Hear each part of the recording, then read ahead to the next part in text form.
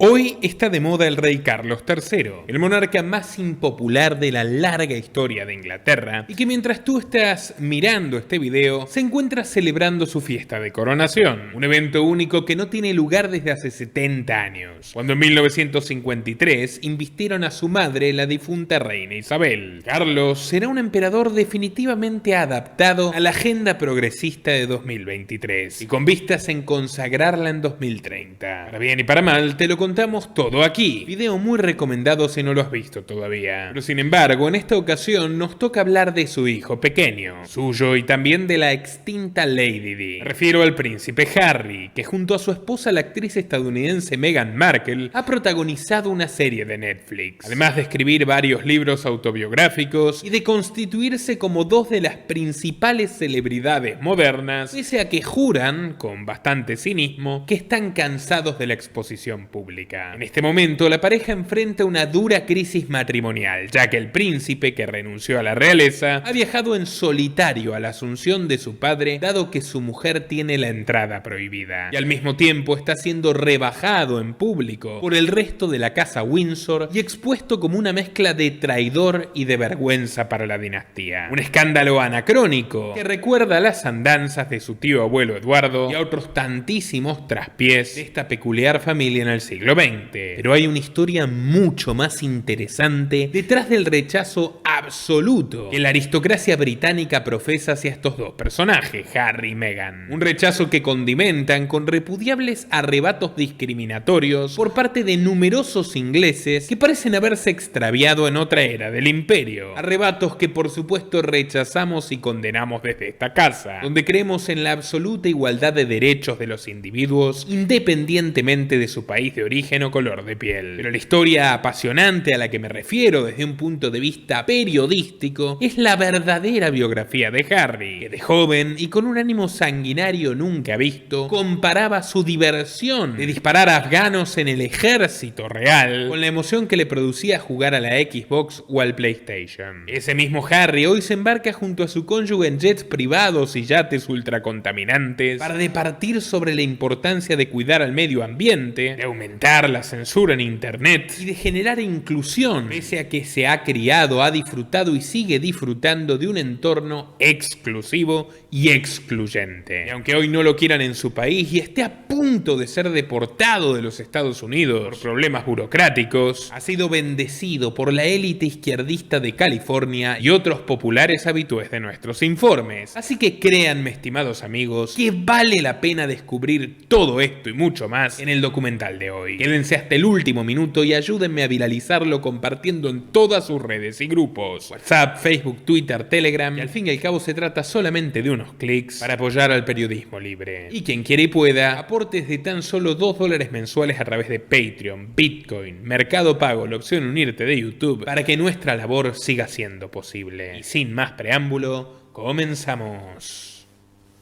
Suscríbete a nuestro canal cliqueando en el botón rojo y en la campanita de activar todas las notificaciones para no perderte ninguno de nuestros programas e investigaciones exclusivas. El príncipe Harry nació en el Hospital St. Mary de Paddington el 15 de septiembre de 1984, durante el reinado de su abuela Isabel II. Era el segundo hijo del príncipe Carlos y la princesa Diana, un hecho que marcaría su destino desde el comienzo. Viendo al pequeño en la cuna real, con un humor ácido heredado de su padre, Felipe de Edimburgo, y con un rencor latente hacia su esposa, el actual rey Carlos le dijo a Lady Di: «Maravilloso, me has dado un heredero y un repuesto. Ya he cumplido mi función», y se fue de la habitación agitando sus manos de conformidad. Por heredero se refería al primogénito William, y por repuesto a Harry, que fue bautizado el 21 de diciembre en la capilla de San Jorge, dentro del castillo de Windsor, el mismo que perteneció casi durante un milenio a la realeza y que más tarde se volvería cenizas en uno de los incidentes más famosos de Inglaterra. El bebé recibió el agua bendita de Robert Runcie, un obispo que había luchado en la Segunda Guerra Mundial como teniente proveniente de la Guardia Escocesa. Este siervo de Dios había sido comandante de un tanque del tercer batallón del regimiento que desembarcó en Normandía, allá por julio de 1944, pocas semanas más tarde del día D, la invasión marítima más grande de todos los tiempos. A diferencia de sus colegas eclesiásticos, Runcie no fue ningún timorato. Hacia el final de la guerra obtuvo la Cruz Militar por dos hazañas: derribar con su tanque a 3 cañones enemigos, arriesgando la vida en la empresa, y rescatar a un soldado bajo una lluvia de balas. A su regreso a Oxford se hizo miembro tanto de sociedades conservadoras como de socialistas, un hombre bastante ecuánime, y a través de su trato con la joven Margaret Thatcher consiguió el arzobispado que lo llevó a rociar con gotas divinas el cuerpo del pequeño príncipe. Aquella ceremonia ya demostró algunas señales de lo que sería la crianza de Harry. Luego del bautismo, el arzobispo quiso entregarle el niño a Carlos, pero fue interceptado por los brazos de Diana, que pareció arrancárselo ante la tensa mirada de la reina Isabel. Convertida en princesa, Lady Di le había quitado protagonismo al resto de la aristocracia. Ella era una estrella nómada que podía aparecer en cualquier ceremonia,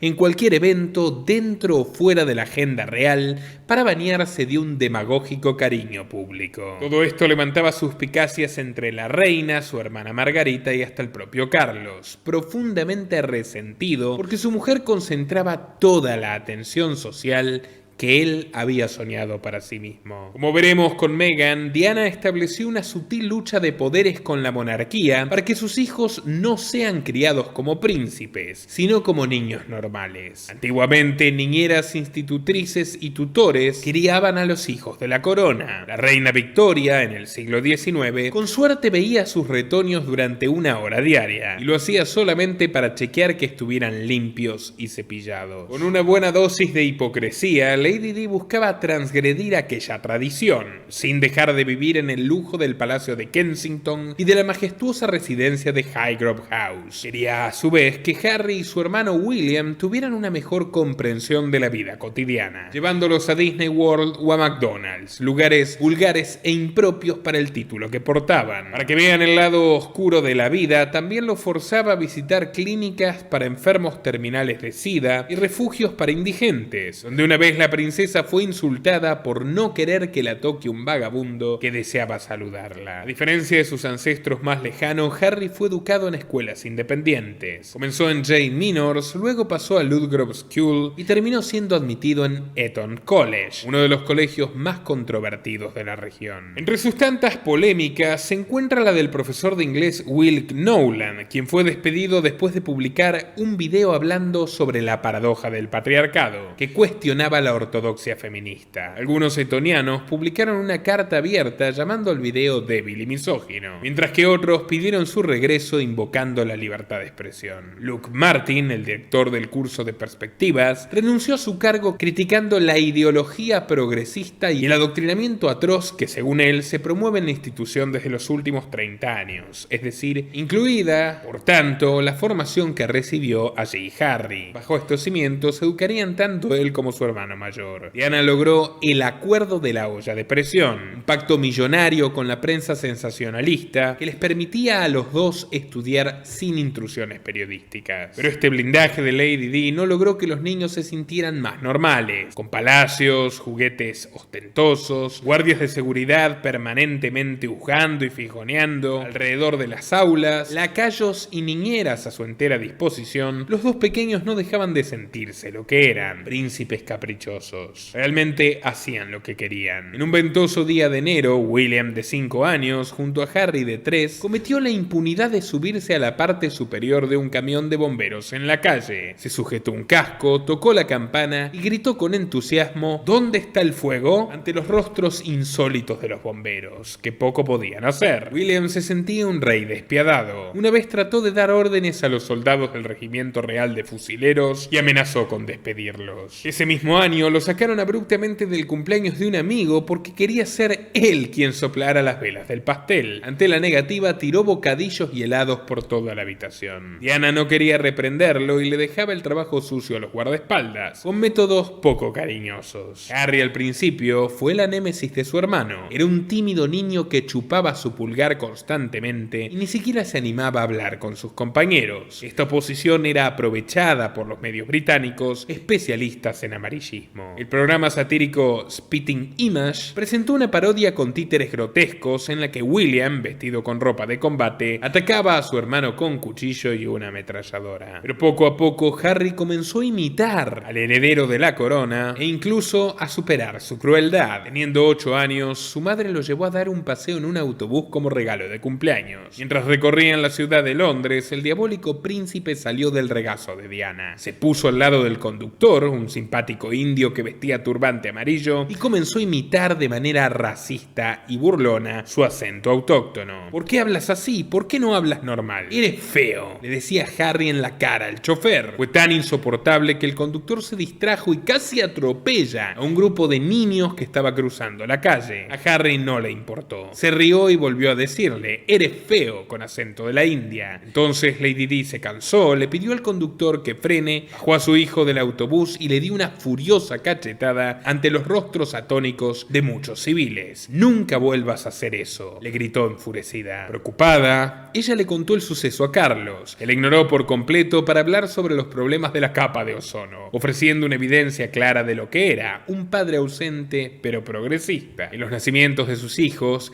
había sido elogiado como un hombre cariñoso e involucrado. Ayudaba a bañarlos, los llevaba a caminar a la naturaleza y parecía dedicar mucha más atención que lo que había hecho su propio padre con él. No obstante, cuando la relación con Lady Di se pudrió por completo, comenzó a olvidarse de su rol paterno y se ocupó solamente de sus intereses: el polo, la pesca, el ecologismo y la política. Las primeras grietas de su imagen de super papá aparecieron en 1988, cuando pasó 37 días separado de su familia. Fue a un safari africano en febrero y en marzo hizo un viaje a Estados Unidos para dar un discurso en Pittsburgh y jugar al polo en Palm Beach, tierra que ya por entonces dominaban Jeffrey Epstein, gran amigo de su hermano Andrés, y Donald Trump. Por cierto, recomiendo mi documental biográfico sobre Donald Trump, el más completo en lengua castellana y que irrita a progresistas y ultraderechistas por igual. Estará al final de este para que puedan verlo. El caso es que Carlos luego se fue de vacaciones a esquiar a Suiza, donde por supuesto visitó el foro de Davos de su amigo Klaus Schwab y casi muere en la avalancha que mató a su viejo colega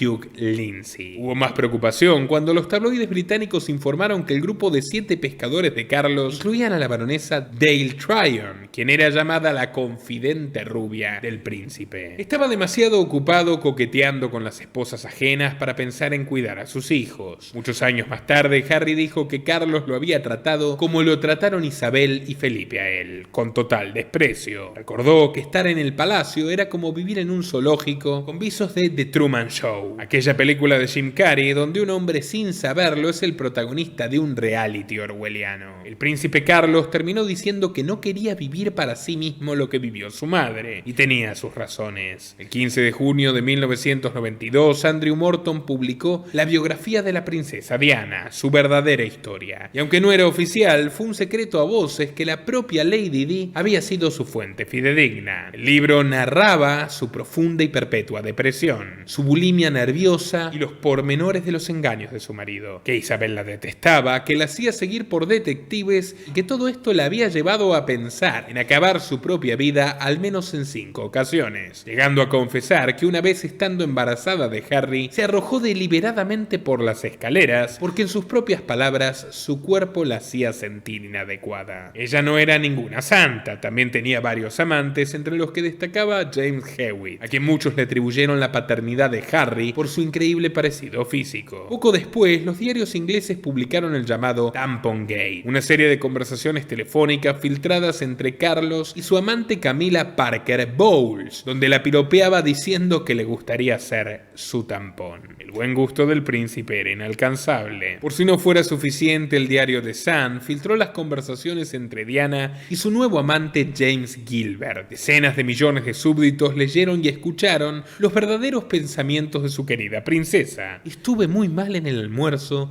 y casi comencé a llorar. Me sentía tan triste y vacía y pensé que no soporto este matrimonio de mentiras. Quiero morirme de una vez por todas. El 20 de diciembre la reina le envió una carta al matrimonio exigiéndoles que se divorciaran de una vez. Y así lo hicieron. Se divorciaron en 1996 y menos de un año después, en una nublada mañana de agosto, el príncipe Carlos entró en la habitación del castillo escocés de Balmoral, donde los niños estaban intentando dormir. «¿Papá?», preguntó Harry. Carlos no le respondió. Le dedicó una mueca y apartó la mirada. La habitación poseía una extraña penumbra y Harry ya comenzaba a asustarse. «¿Qué pasa, papá?». Su padre se sentó en el borde de la cama y con una frialdad implacable le dijo: «Tu mamá murió en un accidente de auto». La princesa había fallecido en París en un oscuro y enigmático choque colmado de sospechas. «¿Muerta?», preguntó el niño, deseando no creer en la noticia, deseando desesperadamente pensar que era solo una pesadilla. «Sí, muerta», contestó Carlos. Harry comenzó a llorar desesperado. Carlos ni siquiera se dignó a abrazarlo. Simplemente le explicó cómo debía comportarse cuando llegara la prensa con sus cámaras. El cortejo fúnebre comenzó en el Palacio de Kensington y terminó en la Abadía Westminster, ante la mirada expectante de 2.500 millones de personas que veían en sus pantallas uno de los eventos más televisados de todos los tiempos. Revestido de plomo, el ataúd pesaba unos inmensos 250 kilos y estaba adornado por 3 coronas de flores blancas que representaban al hermano de Diana, Earl Spencer, y a sus 2 hijos. El príncipe Felipe, abuelo de los niños, se opuso a que sus nietos participaran en la procesión fúnebre, pero la reina insistió. «Esta decisión es cruel», expresó Spencer. «La tradición lo manda y tú no eres de la realeza», le contestó Isabel. El príncipe recordó que una de las cosas más difíciles de aceptar fue que muchos de los periodistas que lloraban a Diana en esa procesión eran los mismos que le tomaron fotografías mientras aún convalecía en el asiento trasero del automóvil. Harry no pudo compartir esas lágrimas. Solo lloró una vez a su madre, y en los meses venideros fue generando una culpa hiriente por su incapacidad de hacerlo, que atribuyó a su restrictiva educación. Sus problemas de salud mental se intensificaron después de aquella tragedia en la que él solo tenía 12 años. «Vivía con miedo», dijo. «Me sentía agobiado. Su familia y su círculo cercano no lo ayudaban. Parecía que se preocupaban menos por sus sentimientos que por su apariencia, exigiéndole constantemente que sonriera cada vez que los flashes lo apuntaban». Ambos hermanos estaban preocupados por Camila, a quienes llamaban la otra mujer. Le rogaron a su padre que no se casara con ella. Le insistieron de que lo había planeado todo meticulosamente para llegar a ser princesa. La consideraban una espía trepadora y razones no le faltaban, porque la prensa sensacionalista había comenzado a filtrar crónicas minuciosas sobre ellos, con detalles que ni Harry ni William habían revelado. Ante este doloroso desprendimiento familiar, Harry se hartó de sostener esa apariencia de niño tímido que se chupaba el dedo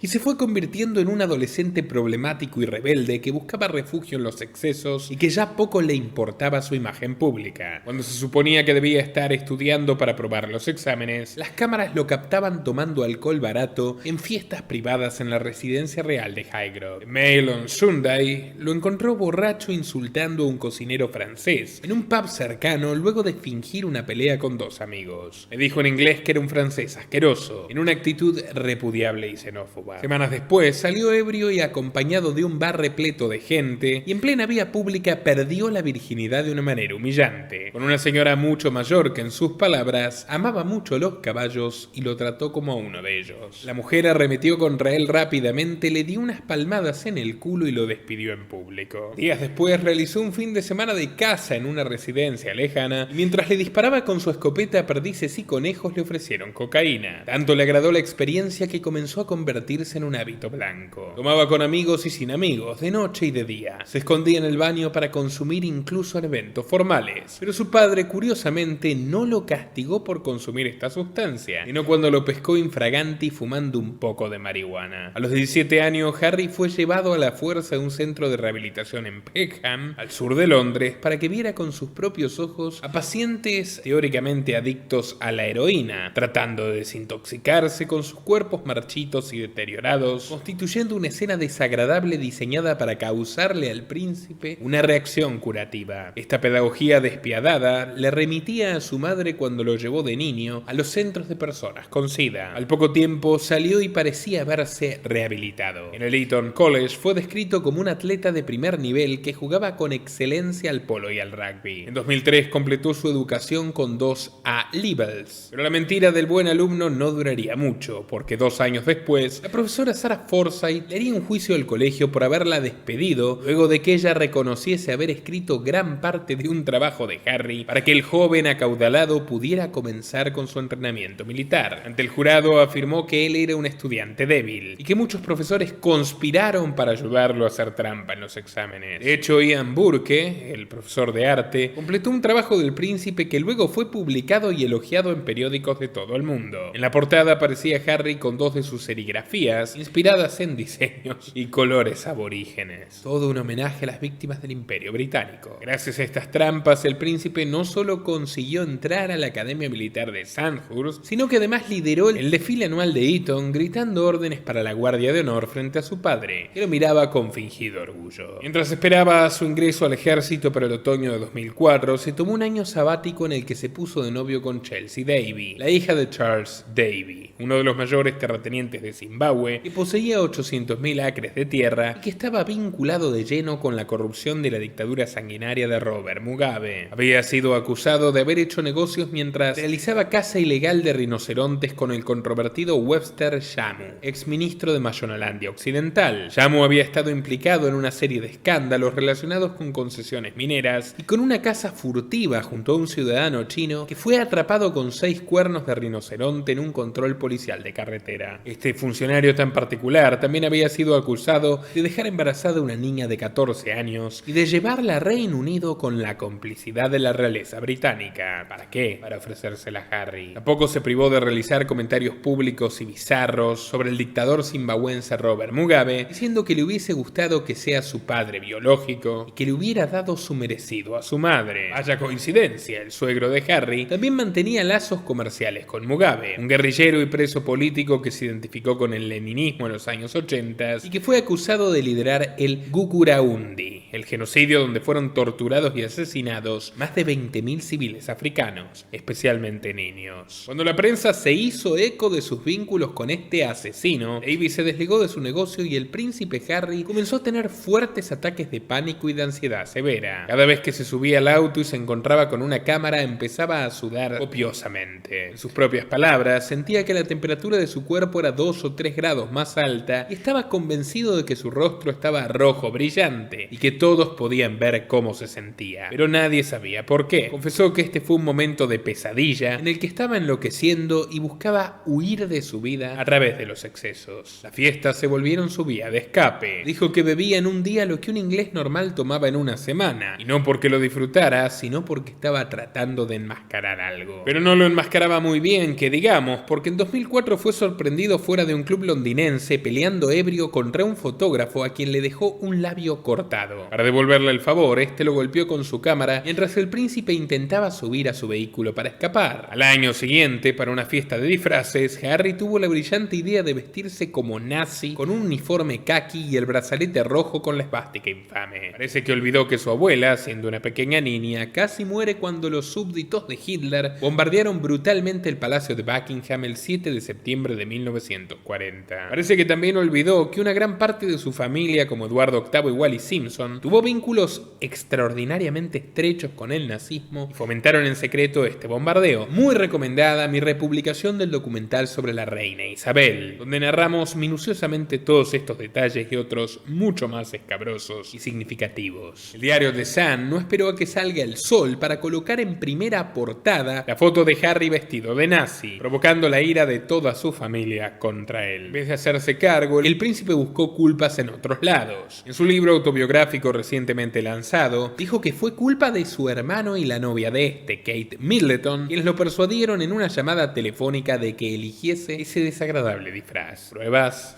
cero. Como castigo y para subsanar su imagen pública, Isabel y Carlos lo obligaron a tomarse un año sabático en la nación africana de Lesoto y a protagonizar un documental donde mostraba cómo el SIDA estaba afectando a la población, que poseía una esperanza de vida de 38 años para las mujeres y apenas 32 para los hombres. Realizado por la emisora ITN, buscaba asimilar de una manera demagógica los esfuerzos de Harry con la filantropía superficial de su madre. Pero el documental obvió que esa nación sufría de pobreza y de enfermedad en gran parte por los propios británicos, quienes por siglos la habían colonizado y sometido con su brutal política. Es más, Ya en tiempos de independencia y en los últimos años, diversos laboratorios británicos fueron acusados de utilizar a sus habitantes como conejillos de India para fármacos experimentales, algo que retrató providencialmente el ex espía del MI5 John le Carré en su novela El jardinero fiel. Pero bueno, el arte de la propaganda mostró a un príncipe moderno en una escena conmovedora, estrechando la mano del joven huérfano Mutsu Postsane y prometiéndole que su caridad sería un compromiso de por vida para él. Con Seiso, el respectivo príncipe de aquel pequeño reino recóndito, fundaron una ONG llamada Centevale para ayudar a los huérfanos de dicha localidad. O eso es lo que dijeron, porque poco después la revista People reveló que los 2.2 millones de dólares en donaciones se ejecutaron solo en un 7.5% en el destino de aquellos huérfanos necesitados. ¿Dónde fue a parar el otro dinero? Al bolsillo de Harry. Durante los primeros 17 meses la organización gastó casi $1 millón en vehículos costosos, más de 180.000 en pagar el salario del director ejecutivo y la educación privada de sus hijos en el extranjero. ¿Dónde está el dinero para los huérfanos, Harry?, preguntaba el titular del diario The Telegraph. Al príncipe poco le importaba responder esta pregunta, pues su trámite de caridad estaba hecho y ya podía comenzar lo que realmente deseaba: la guerra. Ingresó a la Real Academia Militar de Sandhurst como oficial cadete Gales y se anunció que su unidad estaba programada para desplegarse en Irak al año siguiente, lo cual provocó un gran debate público. El Ministerio de Defensa anunció que el joven inglés estaría protegido de la línea del frente si su unidad fuera enviada a combate. Experiencia similar había tenido su tío, el príncipe Andrés,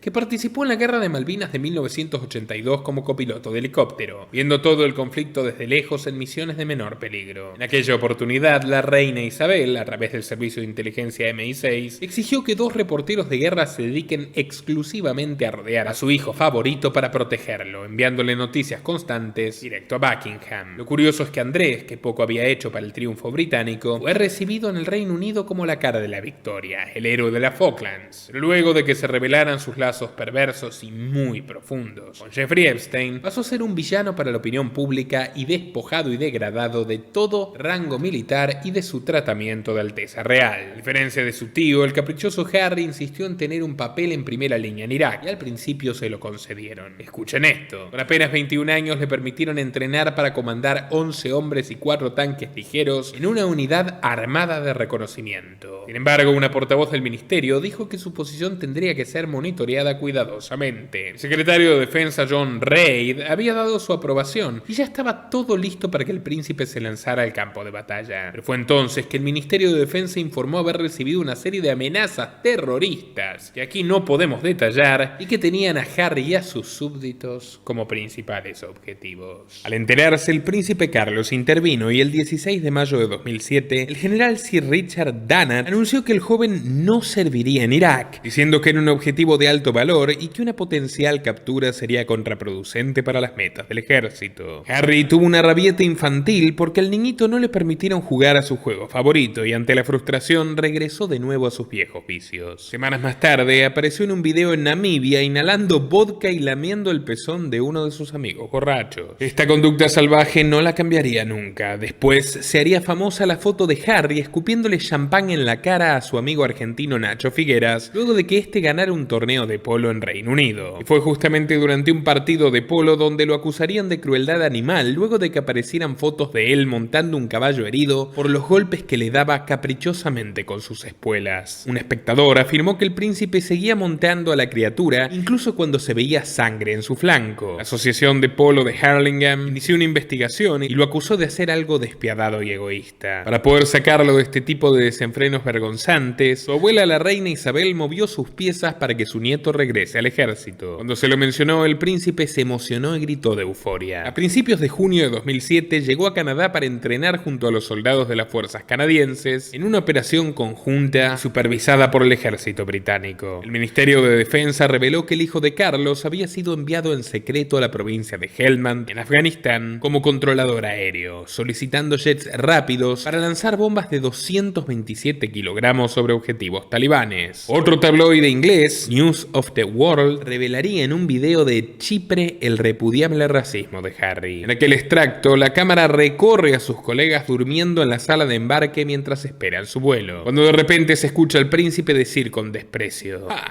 nuestro pequeño amigo Paki, refiriéndose a un cadete pakistaní. El propio primer ministro David Cameron tachó este gesto de inaceptable, pero después de todo hubo algo de justicia poética. Ahmed Raza Khan, aquel cadete discriminado, se convirtió en capitán del ejército pakistaní y recibió el premio al mejor extranjero en Sandhurst, demostrando ser mucho mejor soldado que quien lo discriminaba. Y los videos no dejaban de multiplicarse, y eso que todavía no era la era del smartphone. En otro se muestra a Harry besando a un camarada en la mejilla y preguntándole si se siente gay o queer. Cayó peor en los pasillos de Buckingham verlo vestido con ropa de combate, pero con la cara pintada de camuflaje y un cigarrillo en la mano, fingiendo una llamada con su abuela para burlarse de ella. Envía mi amor al abuelo. Dios te salve, reinita. Y su desprecio no solo se daba en territorio militar. Ese mismo año, el comediante británico Stephen Amos alegó que luego de un espectáculo de stand-up para el cumpleaños 60 del príncipe de Gales, su hijo Harry le dijo cínicamente: no suenas como un afroamericano, como si las personas de color tuvieran que tener algún tipo específico de voz o de humor. El comediante y la prensa lo interpretaron como otro gesto racista. William ya no toleraba a su hermano ni sus episodios vergonzosos. Sintió que incluso arruinó el día más importante de su vida, su cena de bodas con la princesa Catherine Middleton, celebrada en la histórica abadía de Westminster, donde Harry les reveló a algunos invitados que tenía el pene congelado. Días atrás, había participado en una expedición solidaria en el Ártico con algunos militares retirados, y en la caminata gélida se le congelaron distintas partes del cuerpo. Se lo podía ver en la celebración con su traje elegante y las orejas y mejillas cortadas y quemadas por la escarcha que le había provocado la ola polar. En su biografía, el príncipe dijo que no tuvo problemas en hablar tan abiertamente de su miembro porque la prensa sensacionalista lo venía haciendo hace años. Mi pene era un asunto de dominio e interés público, comentó. Y no se equivocaba. Los diarios británicos, preocupados hasta por los detalles más íntimos e insustanciales de la realeza, habían puesto en duda el hecho de que William y Harry hayan sido circuncidados de pequeños gracias a la intervención de la princesa Diana, que buscaba salvar el prepucio de sus hijos. Después de semejante seguidilla de escándalos y repercusiones, la familia real quiso alejar a Harry del Reino Unido cuanto antes, y para octubre de 2011 le cumplieron un nuevo capricho bélico. Fue trasladado a una base militar estadounidense en California para complementar su entrenamiento de aviones y helicópteros artillados, que incluían ataques con fuego vivo. Allí conoció al severo capitán Bully, quien sometió al príncipe a una práctica de vuelo suicida. Se subieron al avión de guerra y el teniente le comentó que él iba a pilotarlo y que Harry debía observar bien. Cuando ya estaban a unos 10.000 metros de altura, Harry se distrajo por un momento y cuando se dio vuelta vio que Bully se había desmayado. El príncipe se desesperó. El ala izquierda se hundía, mientras yo sentía una sensación enfermante de desorden y de mareo. No sabía qué hacer. Harry golpeó en la cabeza a Bully, pero no reaccionaba. Entonces agarró el timón e intentó estabilizarlo, pero el avión seguía cayendo en picada. Cuando Harry sintió el escalofrío de muerte, Bully recuperó milagrosamente el mando y pudieron aterrizar. ¿Qué pasó? ¿Qué pasó?, le gritó el príncipe desesperado luego de vomitar varias veces en la pista. Hice lo que debía hacer, respondió el capitán. ¿Desmayarte?, preguntó ingenuamente Harry, y Bully hizo una sutil mueca, le dio una palmada en el hombro y le dijo: simular desmayarme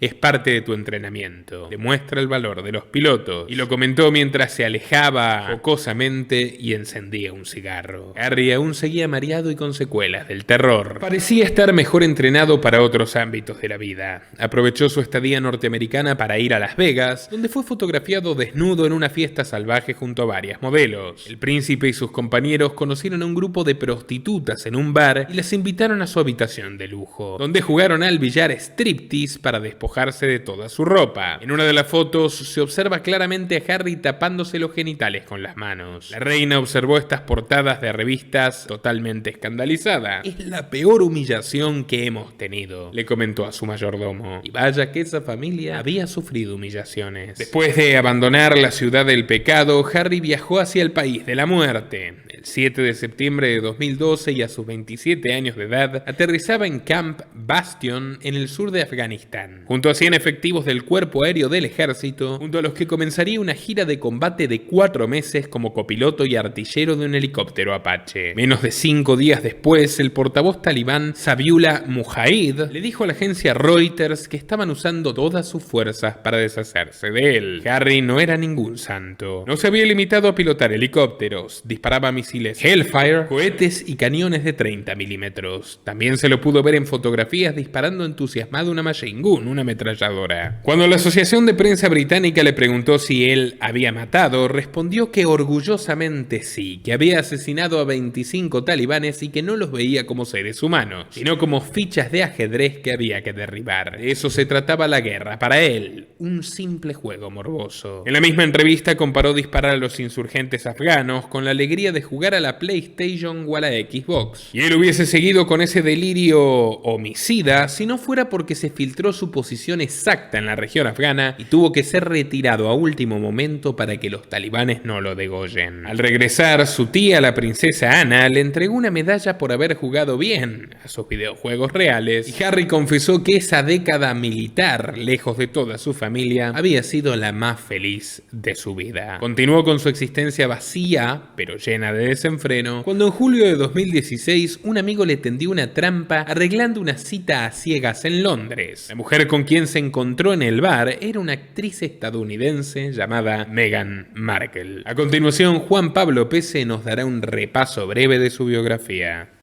Meghan había nacido en 1981 en Canoga Park, Los Ángeles. Su padre, Thomas Markle, era director de iluminación y de fotografía y había ganado un Emmy trabajando para diversos programas de televisión, como la versión norteamericana de Casados con Hijos, es decir, la original, Married with Children. Su madre, Doria Loisy Ragland, en cambio, era una humilde trabajadora social que de vez en cuando daba clases de yoga. Las fotografías tomadas poco después del nacimiento de Meghan registraron una familia feliz. Junto a una mesa con delicias cocinadas por Doria, Meghan era sostenida por su padre mientras era acompañada por sus medio hermanos, Tom Jr. y Samantha. Pero aquella felicidad estaba destinada a ser efímera. Thomas volvió a trabajar turnos de 18 horas y surgieron las grietas del matrimonio. Doria sufría dentro y fuera de su casa. Era discriminada por ser afroamericana, en una actitud claramente repudiable. Cuando sacaba al parque a su hija de piel mestiza, las demás madres le preguntaban si ella era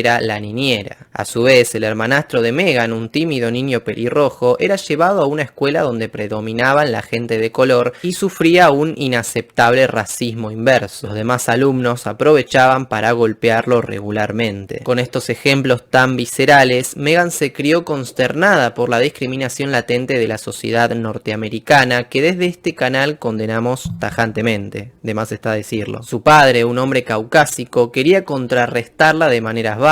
Una Navidad, la pequeña desenvolvió su regalo debajo del árbol y se encontró con una familia Barbie donde la madre era de piel oscura. Thomas la había pintado para que se pareciera a su esposa, algo que ofendió a Doria. Entre ellos, cualquier excusa era propicia para discutir. Meghan cumplía 6 años cuando sus padres decidieron divorciarse de una vez. Este hecho cambió por completo la vida de la niña, que se empobreció gradualmente. 3 años después, Doria comenzó un emprendimiento de ropa y joyería que implicaba viajar mucho por la región, y Meghan acabó viviendo prácticamente sola en un pequeño apartamento que no era más que un garage reformado. Confesó que vivía comiendo barras de cereales baratas y que desde muy pequeña tuvo que trabajar en distintos lugares. Fue niñera a los 10, mesera a los 12 y trabajó en una tienda de yogurt a los 13 años. Pero fue su padre, al que veía muy poco, quien le inculcó su vocación. La llevaba a los sets de los estudios ABC y la encantaba con el glamour de las estrellas de televisión, a veces mostrándole escenas que no correspondían para una chica de su edad. La niña de cabello rizado se sentaba en las salas del set con su uniforme de escuela católica mientras los actores participaban en escenas de sexo. Era un lugar muy perverso para crecer, diría más tarde la propia Meghan. Tan impactada quedó por ese ambiente que desde temprano adquirió un feminismo emergente. Se enfureció con la compañía Procter & Gamble al ver un comercial de detergente que presentaba el producto diciendo que era para, cito, las mujeres de todo el mundo. Con la influencia de su padre, no solo envió una carta a la compañía exigiendo que se indicara que el producto era para todas las personas,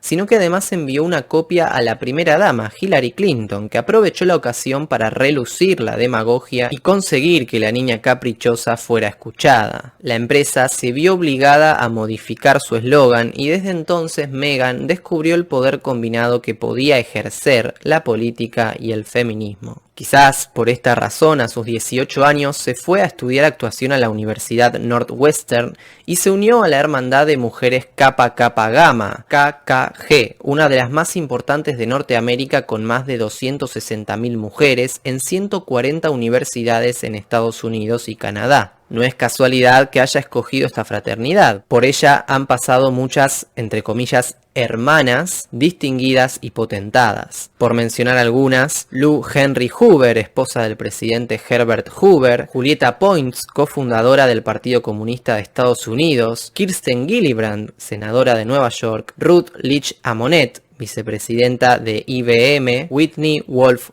Herd, cofundadora de Tinder, la app de citas más grande del mundo, Helen Robson Walton, esposa de Sam Walton, el fundador de Walmart, y Emily Gorman, directora del Cuerpo de Mujeres del Ejército. Kappa Kappa Gamma ha tenido tantas hermanas como controversias. 2 años antes de que se uniera Meghan, se hicieron públicos los rituales peligrosos a los que eran sometidas las nuevas integrantes. 3 miembros fueron acusadas de marcar con cigarrillos los brazos y piernas de una hermana después de una noche excesiva de alcohol. Luego de ser quemada, le exigieron que atravesara rodando el jardín del campus y fue tal el dolor recibido que terminó en terapia intensiva. Estas tradiciones despiadadas no se han erradicado con los años. En 2014 expulsaron a la hermandad de la Universidad de Connecticut por obligar a las iniciadas a beber hasta desmayarse y a menearse en el suelo como animales salvajes. Una de ellas, Hilary Holt, se despertó en una cama de hospital con un nivel de alcohol en sangre 3 veces mayor al permitido legalmente. Pero fue peor lo que ocurrió en la Universidad de Indiana, donde una nueva integrante informó a las autoridades que ella y otras 50 novatas fueron escoltadas a un sótano donde los miembros superiores, vestidas con lencería, las intimidaban obligándolas a tomar líneas de cocaína y practicar sexo oral con sus compañeros universitarios. En esta maravillosa sociedad le enseñaron a Meghan que uno de los atajos más cortos hacia el éxito era conquistar a hombres poderosos. Le regalaron un libro de autoayuda llamado Las Reglas, secretos probados para capturar el corazón del hombre correcto, escrito para mujeres que buscaban matrimonio en el menor tiempo posible. Esta Biblia de la conquista funcionó. Luego de hacer una pasantía en Buenos Aires, Meghan se casó con el famoso productor de cine Trevor Elgenson. Aprovechándose de él, Markle consiguió papeles menores. Fue enfermera en un episodio de Hospital General y estuvo en las películas Get Him to the Creek, Horrible Bosses y Remember Me, casualmente la misma que fue producida por su esposo. En 2014 se divorciaron y Meghan tuvo que salir a cazar de nuevo.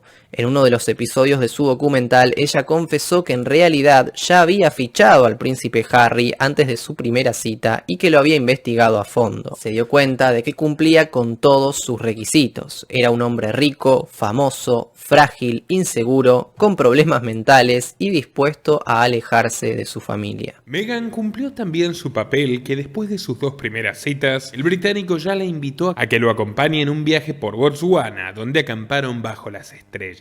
Lo que no esperaba Meghan era el odio que recibirían los periódicos ingleses. The Sun, propiedad de Rupert Murdoch, la llamó la chica de Pornhub, porque circulaban en este sitio web para adultos clips de ella actuando de forma lasciva en Suits, un drama televisivo. El príncipe Carlos tampoco le tenía mucha simpatía, se mostró reacio a apoyarla. En una ocasión le preguntó si seguiría trabajando como actriz en el caso de casarse con su hijo. Ella le respondió que probablemente no, porque tendría que vivir en el Reino Unido y cumplir su rol de duquesa. Pero mira que no hay dinero de sobra para mantenerte, le contestó Carlos, uno de los hombres más ricos del país. Pero la pesadilla se hizo realidad para la familia real. El 19 de mayo de 2018 se llevó a cabo la boda en la capilla de San Jorge, la misma donde Harry fue bautizado por el arzobispo veterano de guerra. Se calcula que gastaron alrededor de 32 millones de libras esterlinas en una mega fiesta que tuvo invitados tan famosos como George Clooney, Tom Hardy, Elton John y David Beckham. Para pronunciar el sermón y casar a los novios, Harry eligió un obispo de color, Michael Curry, quien confesaría tiempo después que durante la ceremonia creyó oír las voces de esclavos del pasado. Dijo que incluso pudo oír una de sus canciones tradicionales. Hay un bálsamo en Gilead. Es un signo de esperanza que alguien como yo, que desciende de personas que fueron capturadas para el innoble comercio de esclavos, estuviera en presencia de la reina de Inglaterra, agregó. Pero quizás esas voces no lo estaban felicitando. Quizás lo estaban criticando por ser cómplice de las celebraciones de una monarquía caduca que los había esclavizado, torturado y asesinado durante siglos. La monarquía fue fundamental para el establecimiento, la expansión y el mantenimiento de personas esclavizadas a lo largo y ancho del Imperio Británico, que llegó a ocupar una tercera parte de la superficie terrestre. La primera declaración que autorizaba el comercio de esclavos fue hecha por Enrique VIII en 1532. En 1600, su hija Isabel I le otorgó una carta directamente a la Compañía Británica de las Indias Orientales, una carta de autorización. Después de su muerte, Carlos II formó la Royal African Company en 1660, dirigida por el Duque de York, que transportó a más de 3.000 mujeres y hombres africanos a Barbados. Muchas de estas personas tenían las iniciales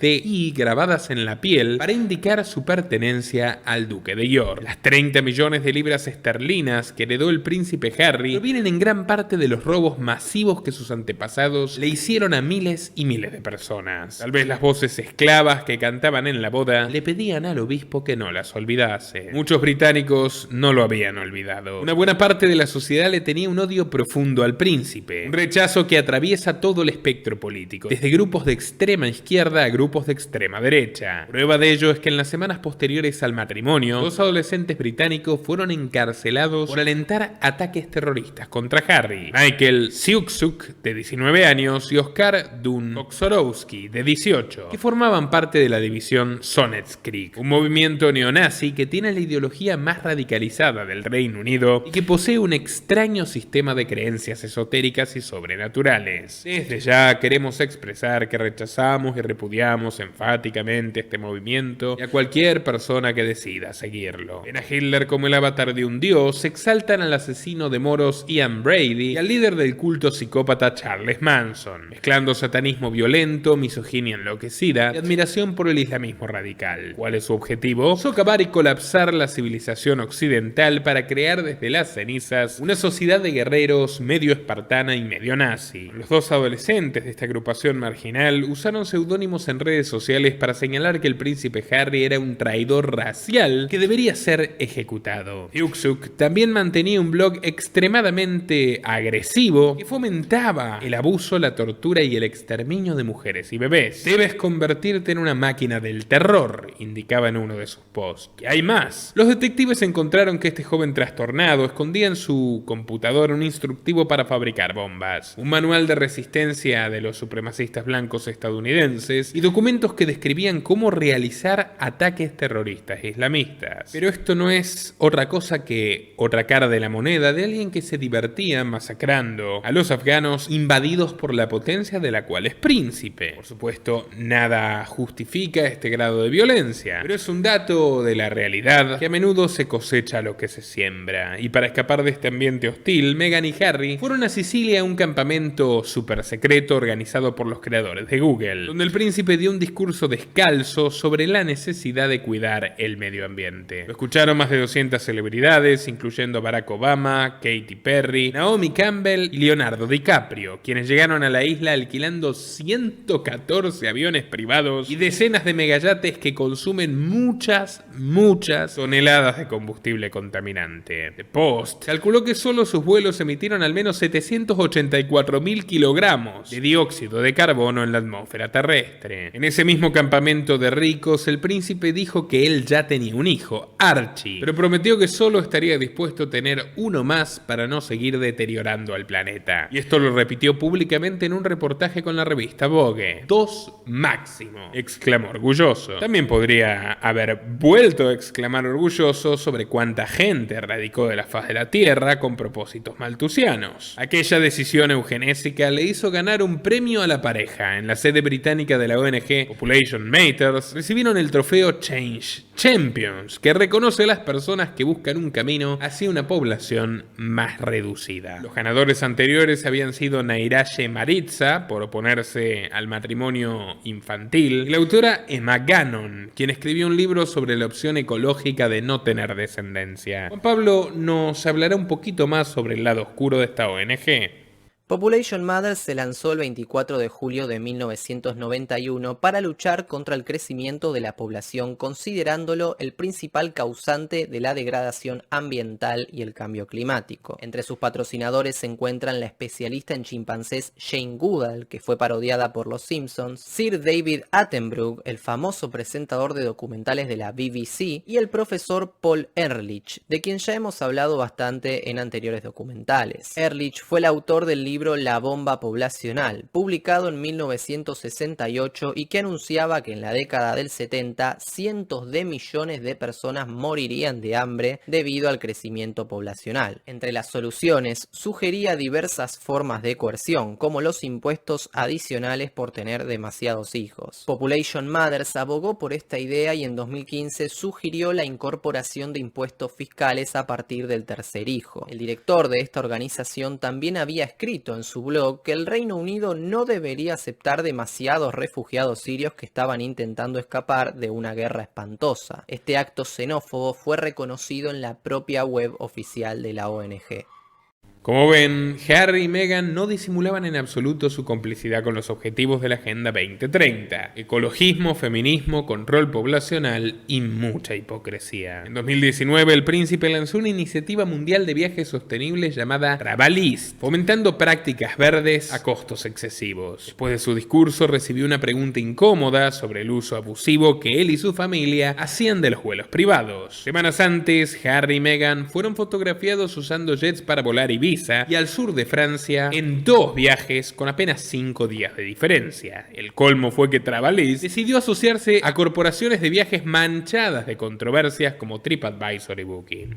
Se sabía que TripAdvisor había eliminado numerosas reseñas que contenían denuncias de actividad delictiva grave en resorts americanos de Playa del Carmen. Las reseñas eliminadas incluían las de 2 mujeres que fueron violadas en uno de los complejos de Iberostar Paraíso, que involucró a un guardia de seguridad del propio hotel. Las víctimas dijeron que recibieron garantías del personal de que las ayudarían y se contactarían con las autoridades, pero finalmente no se tomó ninguna medida de seguimiento. Publicaron avisos y advertencias en TripAdvisor, pero las reseñas fueron eliminadas. Los informes también destacaron al menos otros 12 incidentes similares en hoteles y resorts en todo México, incluido uno de un hombre de 29 años que fue violado por un masajista en un resort de la misma región. Estas actitudes de TripAdvisor no son excepcionales. El 12 de febrero de 2020, la ONU la incluyó entre las empresas involucradas vinculadas a los asentamientos israelíes en los territorios palestinos ocupados, como Jerusalén Oriental y los Altos del Golán. Lo curioso es que Booking también estaba en la lista. La pareja real, con el objetivo, llamémosle ambicioso, de salvar el planeta, estaba siendo partícipe del sionismo y sus homicidios contra Palestina.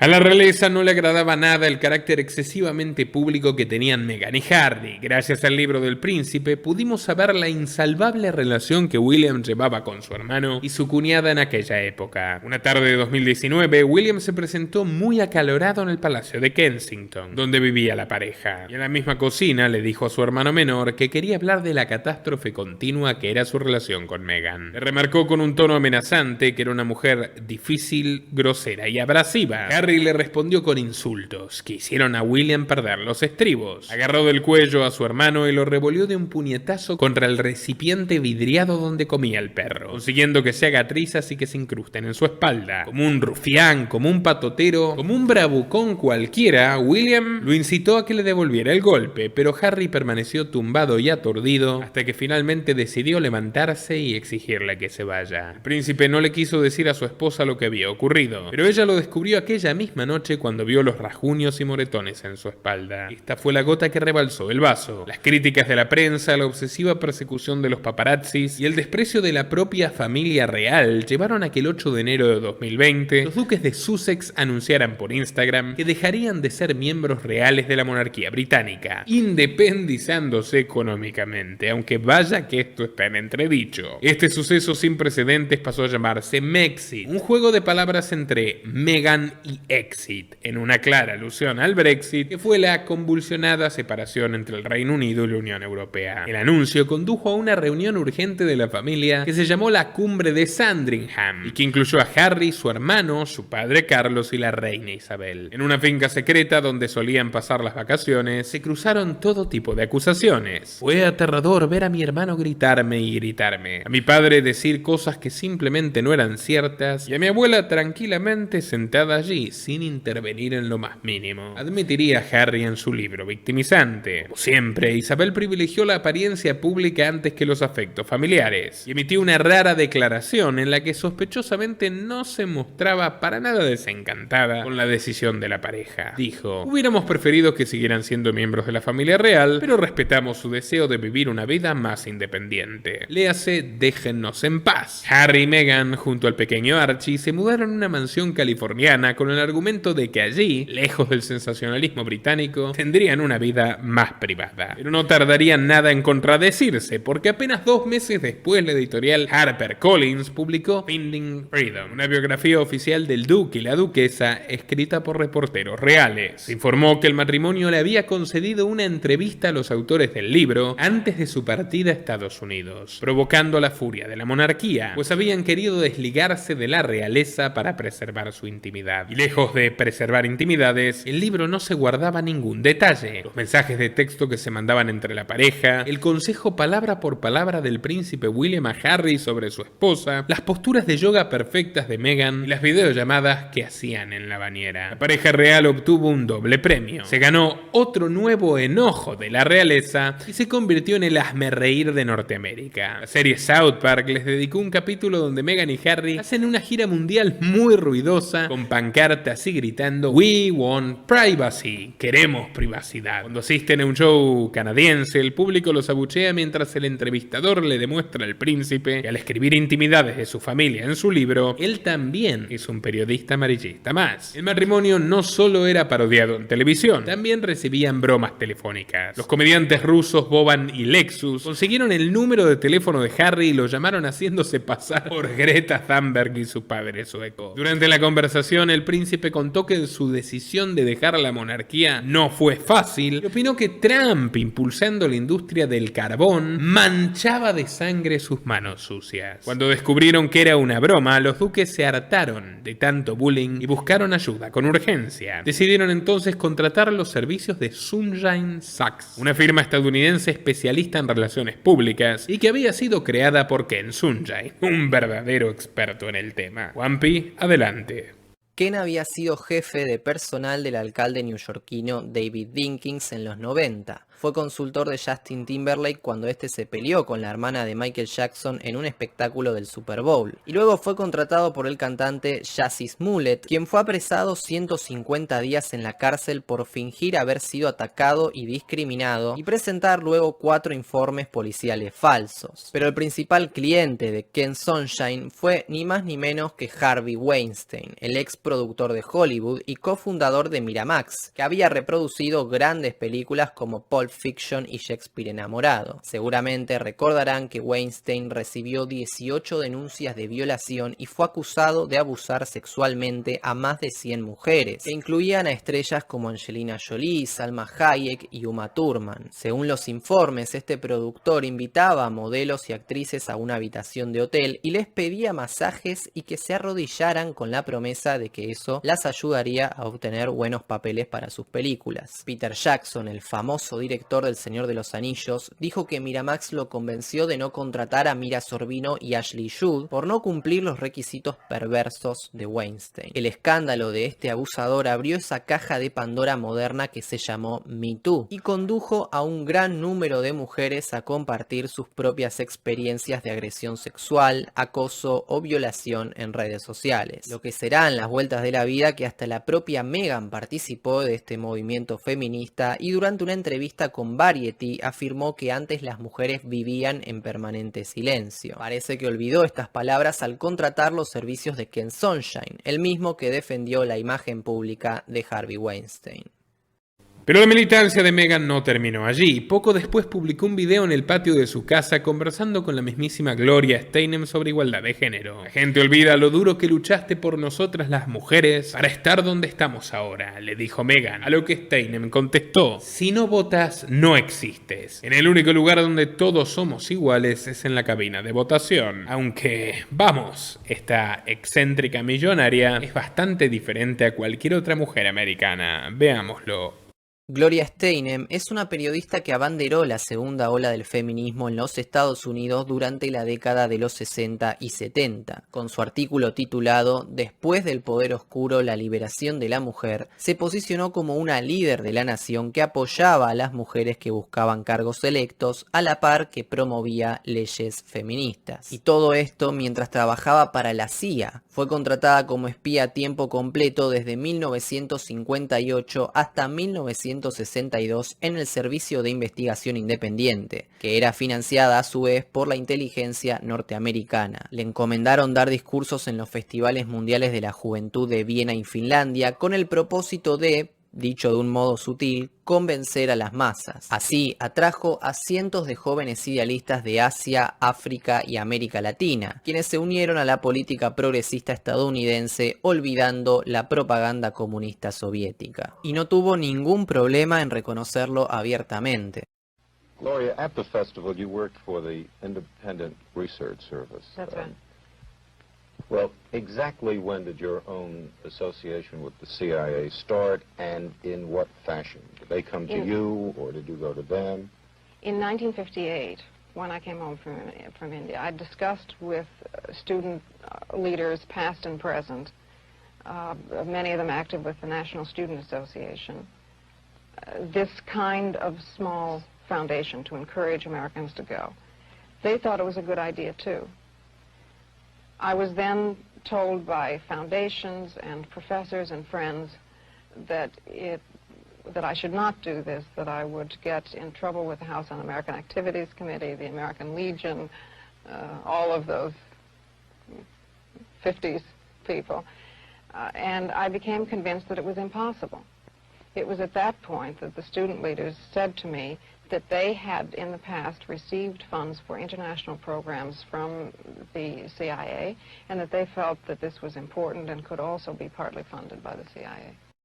Además, añadió que la experiencia resultó completamente diferente a como se la había imaginado. En otras palabras, entró creyendo que encontraría viejos conservadores de derecha, pero para su sorpresa se topó con activistas de izquierda. De todos modos, Steinem abandonó su bandera feminista para defender la financiación que le otorgaba el gobierno de Bill Clinton. En un controvertido artículo de 1998 titulado "Feminist and the Clinton Question", le restó importancia a las acusaciones de acoso contra el entonces presidente y llegó a poner en duda su veracidad. Escribió que si realmente eran ciertas, Bill simplemente debía recibir una terapia para la adicción al sexo. Recordemos que en aquel entonces Kathleen Willey lo había denunciado por haberla besado forzosamente en la boca durante una reunión privada para discutir oportunidades laborales. Cuando ella se apartó, él le tocó los senos y dirigió la mano hacia su entrepierna. Poco después, la ex voluntaria de campaña Juanita Broaddrick también lo acusó de haberla violado. Steinem no se arrepintió de sus palabras a pesar del paso del tiempo. Por el contrario, las relativizó. Cito: "Lo que se escribe en una década no expresa lo que se escribe en la siguiente. Pero me alegro de haberlo escrito en aquella década y no en esta".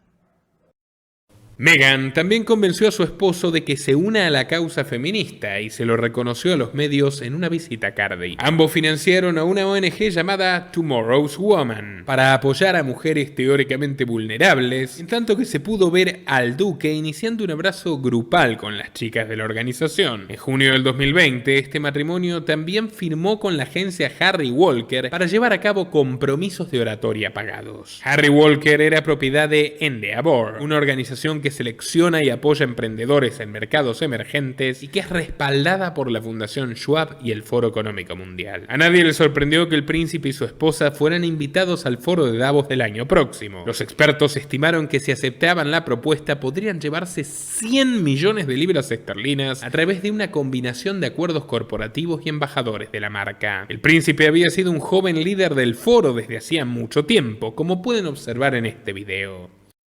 And we, the world's leaders, know that corruption is widespread in our banking systems, So what are you saying? we're to blame for this disaster.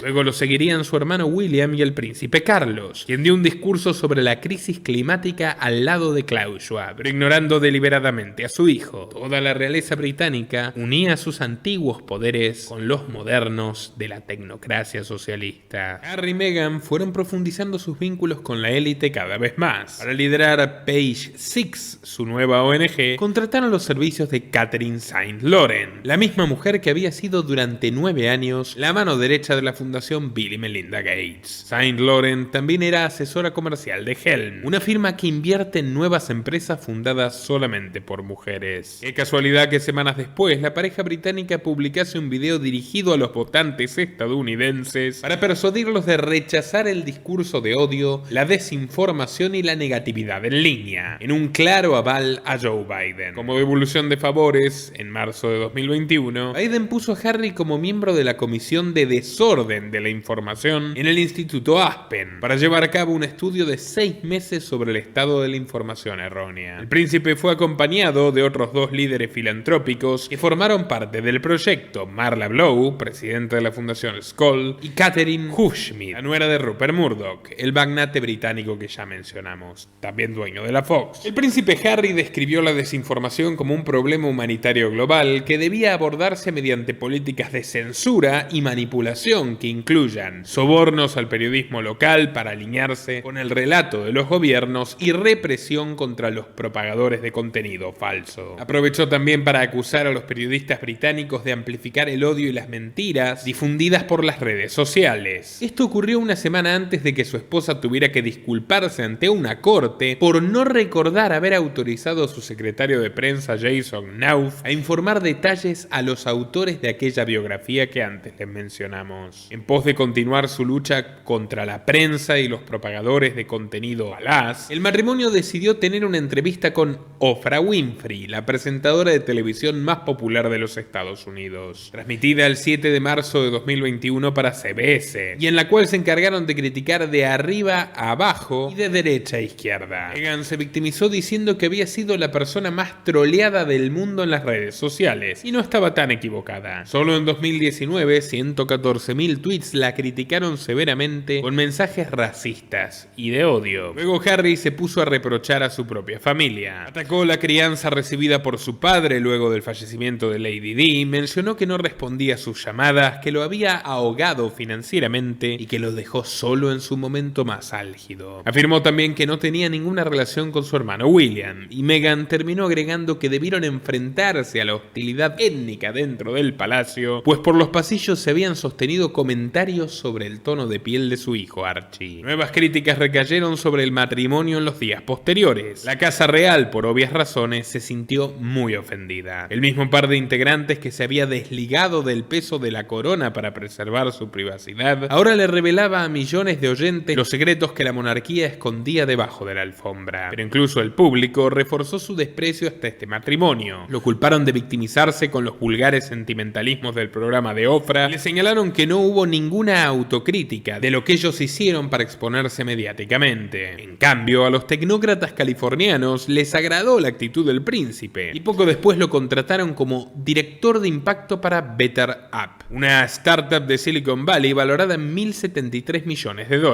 La corporación reúne expertos en coaching, tecnología de inteligencia artificial y ciencias del comportamiento de primer nivel para ayudar a las personas a vivir vidas más significativas y vibrantes, según reza el portal portal oficial de la compañía. Qué mejor experto en comportamiento de primer nivel que el propio Harry. Aprovecho para recomendarles nuestro documental sobre la trama secreta y escabrosa de ChatGPT, un grupo de psicópatas de cuidado y una pugna memorable entre Elon Musk y Bill Gates. Video muy recomendado si no lo han visto aún. Pero bueno, el caso es que la función de Harry no solo era proporcionar información sobre la estrategia de productos y las donaciones corporativas desde Europa, sino además servir como rostro público de la empresa, promocionando asociaciones con otros gigantes del mercado como los hoteles Hilton y Google. Pero apenas 6 meses después, el inglés se convirtió en el hombre de la discordia. Los entrenadores de la compañía hicieron una protesta indicando que había modificado sus contratos y que incluía recortes salariales para poder subsidiar el monstruoso salario del príncipe. Cuestionaron además su desempeño laboral, dejando la sospecha de que el puesto del príncipe se trataba de puro marketing, humo y espejos. Contrataron y contrataron y contrataron durante los últimos 2 años. Tienen tantos vicepresidentes que ni siquiera sabemos a qué se dedica cada uno de ellos. Sostuvo un entrenador de personal. Y ese repudio que genera Harry en los ambientes laborales no es una excepción sino la regla. Desde 2018 un total de 14 empleados de alta jerarquía dejaron sus cargos en las empresas y fundaciones de los duques de Sussex. Rebecca Sananes, productora del podcast de Spotify de Meghan Markle, renunció a su cargo después de solo 18 meses. Mandana Dayani renunció como presidenta de Archewell, el imperio mediático y la fundación benéfica de la pareja. Toya Holness, la supervisora de relaciones públicas, era calificada como la sombra de Meghan, quiso irse por la sobrecarga laboral que le exigían ambos. Para colmo, un año después, Daily Telegraph publicó la noticia de que los duques de Sussex apoyaron a Mermaids, una ONG dedicada a ocuparse de niños transgénero que había sido acusada de abuso infantil. Las propias familias de estos chicos denunciaron a esta institución por ponerles vendajes en los senos a niñas menores de edad sin el consentimiento de sus padres. Vendajes que provocaban graves problemas de salud, como dificultades para respirar, dolor de espalda crónico, incluso rompimiento de costillas y perforación de pulmones. También reveló que los doctores y asistentes les indicaban a los pacientes de 13 y 14 años que los medicamentos bloqueadores de hormonas eran seguros y totalmente reversibles, algo que como sabemos es absolutamente falso. Tal fue la magnitud del escándalo que J.K. Rowling, la autora de la saga Harry Potter, acusó a la pareja monárquica y a la actriz Emma Watson, protagonista estelar de sus películas, de apoyar a esta organización siniestra. Dijo que los tres deberían sentirse avergonzados, y motivos no faltan. Pero gracias a las ironías despiadadas de la sociedad moderna, quien ha sido víctima de la cultura de la cancelación por parte de los mismos fanáticos de Harry Potter, no ha sido Emma Watson, sino la propia Rowling la que terminó cancelada. Y muchos de esos progres han mandado a la hoguera a la creadora de la obra que amaron en su infancia y juventud, matando a su propio dios. Una cancelación similar recibieron los duques de Sussex cuando regresaron al Reino Unido para el jubileo de la reina Isabel. Meghan, ataviada con un vestido oscuro y un gran sombrero blanco, y Harry con un sobrio traje que contrastaba con el uniforme lleno de medallas de su padre y de su hermano. Ambos fueron excluidos del balcón del Palacio de Buckingham por considerarse miembros no activos de la realeza, unos auténticos excomulgados. Pero no pasaron desapercibidos porque la patriótica multitud británica los recibió con abucheos, insultos y burlas. «Regresen a Estados Unidos, traidores», se escuchó decir mientras Meghan saludaba e intentaba sostener una sonrisa falsa. «¿Dónde está tu esvástica?», le preguntaron a Harry recordando el disfraz nazi que se había puesto en su juventud. El príncipe no pudo frenar esta serie de eventos desafortunados. El 8 de septiembre el Palacio de Buckingham anunció que en Escocia había muerto la misma abuela que le concedió tantos caprichos. Con 96 años de edad y 70 de reinado, la reina Isabel II se despedía de una vida intrigante que abarcó familiares nazis, espías comunistas, dictadores asesinos, negocios secretos, hijos maltratados y todo tipo de infamias que relatamos en nuestro documental, que volvió a ver la luz hace algunos días. Muy recomendado si no lo han visto todavía. Créanme que vale la pena. Su ataúd fue llevado en avión a Londres, donde lo esperaba una procesión militar desde el Palacio de Buckingham hasta Westminster Hall, mientras más de 1 millón de personas se alineaban en las calles londinenses. Custodiada por miembros de la Guardia Personal, 250.000 almas visitaron el cuerpo reposado de la reina. El 17 de septiembre la despidieron los 8 nietos y sus respectivas parejas, todos excepto Meghan. En su autobiografía, Harry relata que su papá lo llamó después de semanas sin hablarse, solamente para decirle que no llevara a su esposa al funeral porque lo arruinaría quedaría todo como siempre. Lo único que hizo por tu abuela fue amargarle sus días, agregó Carlos, tan frío como cuando le anunció aquella noche que Lady Di había fallecido. Nunca más hables así de mi esposa, le contestó Harry furioso y procedió a cortarle el teléfono. Al llegar al castillo de Balmoral no fue recibido ni por su padre ni por su hermano, sino por la princesa Ana, la única que lo seguía queriendo un poco, la misma que le había dado una medalla por asesinar afganos con placer perverso. Apenas estuvo 12 horas en el castillo. Poco después se lo vio en una Range Rover de regreso al aeropuerto de Londres. Harry tramaba su venganza y la culminó semanas más tarde cuando estrenó su propia serie documental en Netflix, que le dio $100 millones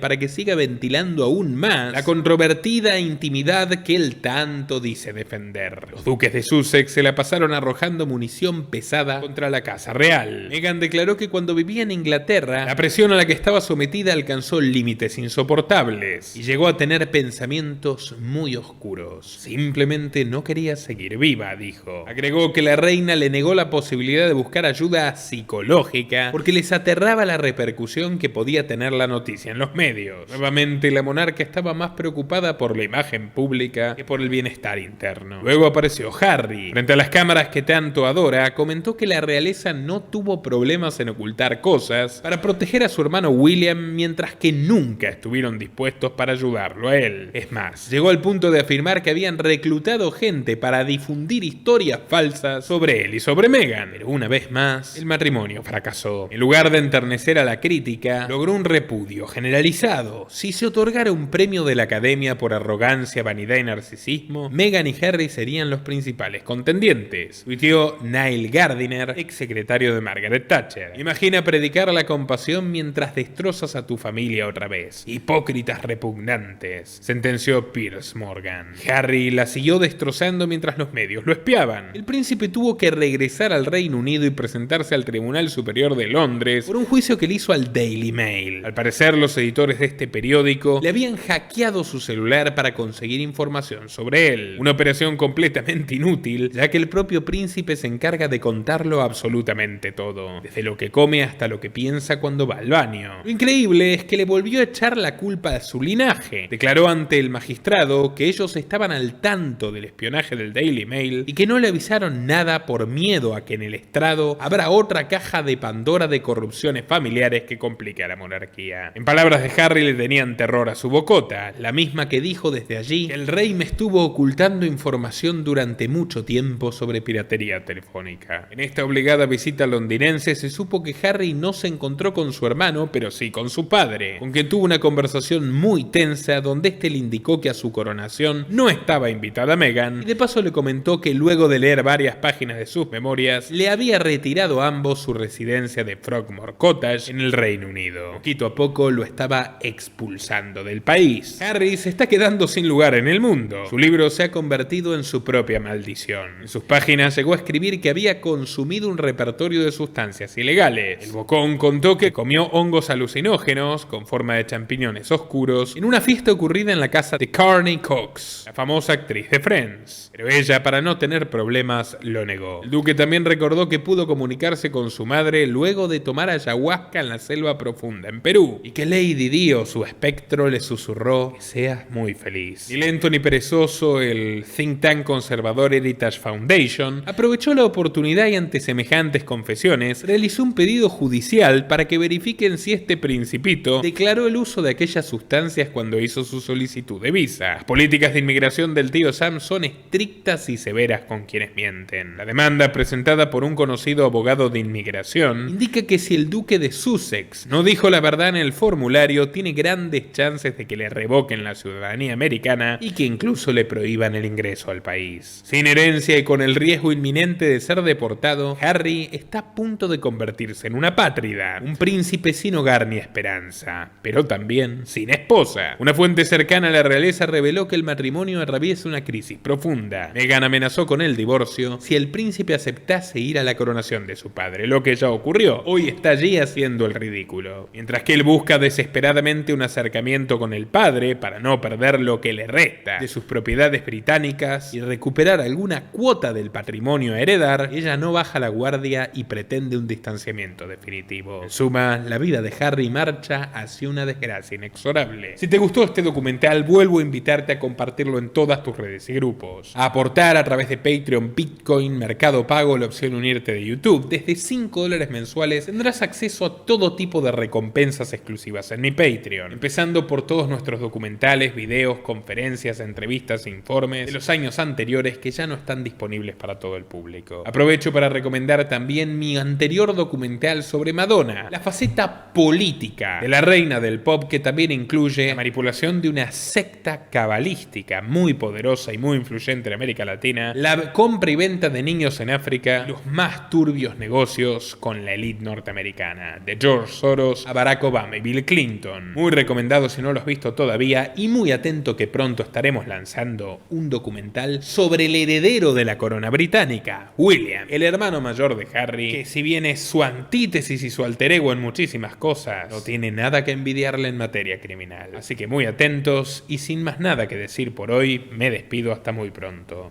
Nuestro trabajo depende de tu apoyo. Para que siga siendo posible, realiza tu donativo desde tan solo $2 por mes a través de Patreon, en los links que están en la descripción o en el comentario destacado. También podés hacerlo a través de la opción Unirte de YouTube, y si estás en Argentina, con el medio de tu preferencia, a través de Mercado Pago.